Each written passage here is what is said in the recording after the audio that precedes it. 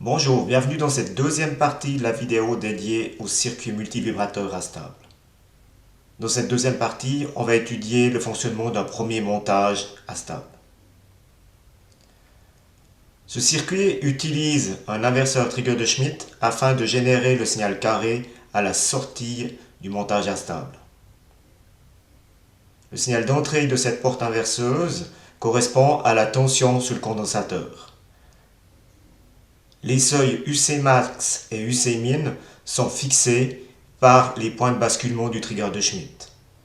Ceux-ci sont définis par le fabricant. Par exemple, dans le cas du circuit MC14106B, on va retrouver les valeurs suivantes. Si on alimente notre circuit en 5 volts, on va retrouver un seuil de basculement maximum, donc UC max à 2,9 volts, et le seuil de basculement inférieur à 1,9 volts. On va maintenant décrire le fonctionnement de ce circuit. Comme dit précédemment, la tension d'entrée de la porte inverseuse correspond à la tension sur le condensateur. Le condensateur va se charger et se décharger en fonction du signal de sortie de la porte inverseuse trigger de Schmitt. À l'enclenchement du circuit, le condensateur sera totalement déchargé. On aura donc 0 V à ces bornes. Et de ce fait, la tension d'entrée étant à 0 V, la sortie de l'inverseur trigger de Schmitt se trouvera à l'état haut. Ceci va faire que le condensateur va se charger. Et il va se charger jusqu'au seuil de basculement supérieur de notre inverseur trigger de Schmitt. Arrivé à ce seuil, l'état de sortie de notre inverseur va basculer et se trouver à l'état bas. Ceci aura pour effet que le condensateur va se décharger, et il va se décharger jusqu'au seuil inférieur, UC min. Ensuite, arrivé ici, l'inverseur va à nouveau basculer et se retrouver à l'état 1. Le condensateur va donc se recharger jusqu'au seuil supérieur. Et ensuite, l'état de sortie va basculer à nouveau à l'état bas, et on aura ceci pour chaque cycle.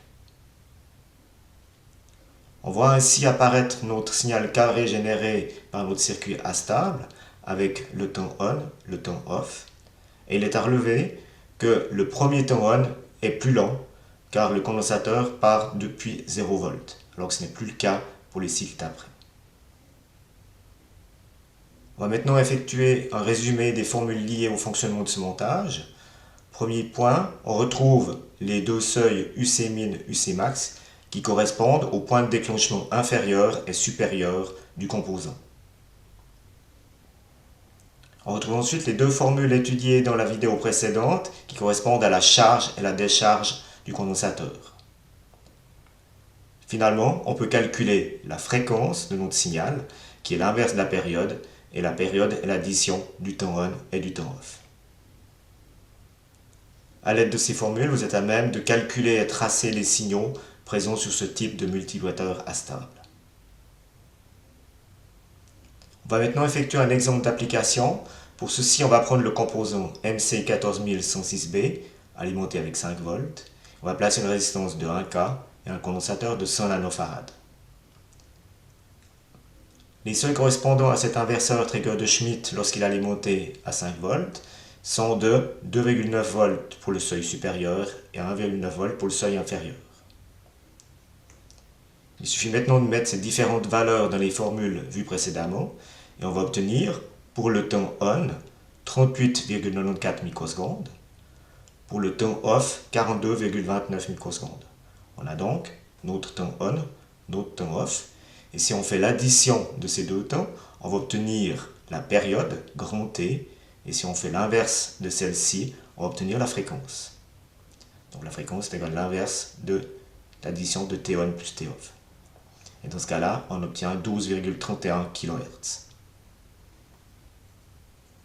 Certains fabricants vont nous fournir dans leur datasheet des informations supplémentaires en lien direct avec ce circuit. Les informations supplémentaires sont en lien avec le calcul de la période du signal de sortie de ce type de montage. Formule qui est la suivante, la période est égale à T on plus T off, qu'on peut remplacer par les formules du précédemment. On peut mettre en évidence dans celle-ci RC et RC, ce qui nous donne les formules suivantes. Et on peut simplifier la parenthèse qui est ici par ceci. Le fabricant va nous fournir un terme K qui correspond à cette partie-là de la formule. Donc la formule va se simplifier et devenir la période est égale à R fois C fois ce paramètre K.